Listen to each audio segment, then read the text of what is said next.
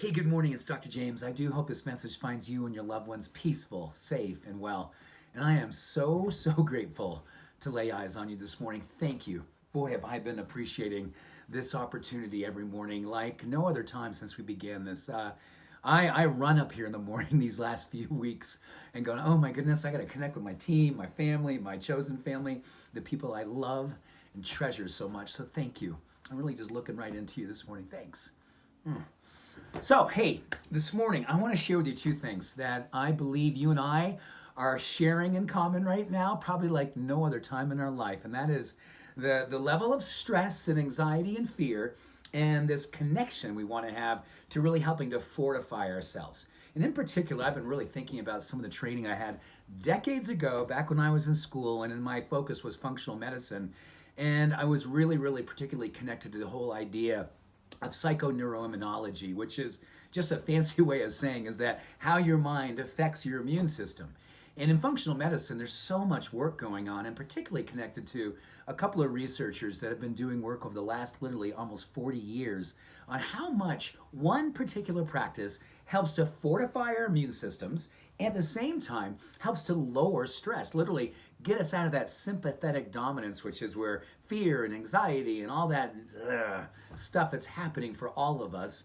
And then at the same time, help to push us into the parasympathetic space, which is all about peace and possibility and positivity. And these two feed each other because the more this is happening in the parasympathetic peaceful side, where positivity and possibilities lie, it actually feeds our immune system. And the mind is kind of in the middle of all this, helping you generate this opportunity. So I want to share with you a couple of things that I have been practicing so deeply.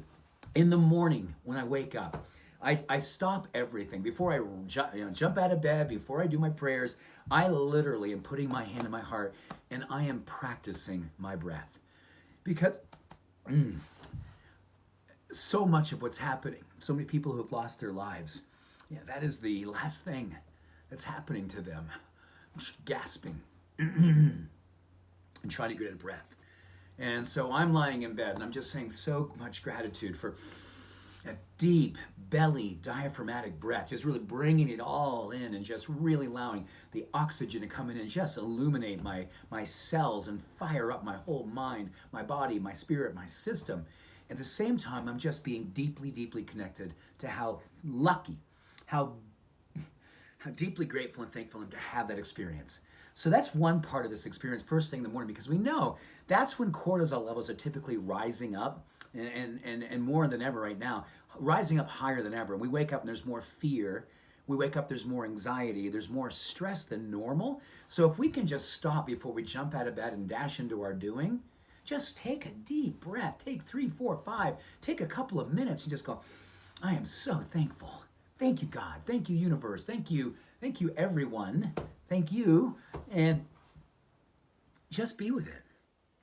And allow that gratitude to circulate inside of you, because it's going to be lowering that experience that's driving stress, the sympathetic dominance, which is going to be really pummeling our immune system.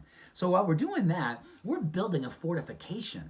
And then at night, before I go to bed, I take out my journal and I write down 5, 6, 7, 8 things that I'm grateful for, knowing that the research coming out of those two universities in California with Davis and San Diego, 40 years of research, you're going, wow, these guys are really understanding that when we do that, we're lowering our cortisol by upwards of 23 to 28% simply by doing a gratitude practice. So our sleep is better, our cravings for sugar and crappy food goes down, our sense of awareness and intention and attention, neuropeptides building about the possibility, and feeling so blessed that we are here with so much loss going on in life, loss of lives, loss of jobs, loss of connection.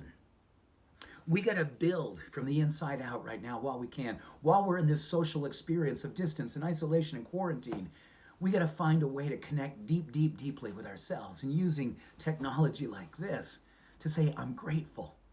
Thank you. I love you. I love that I'm here still. And I can't wait to see how this day is going to bring us alive under the influence of gratitude. Please be grateful.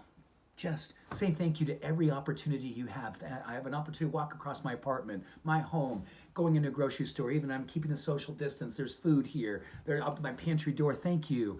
I see someone I live with, and I love my wife, and I love my daughter, and I'm so blessed that they're here. And unfortunately, my other daughter's in Chicago, and I can FaceTime with her. But thank you, thank you, thank you. The simplest of things, the breath, the awareness, life. Thank you.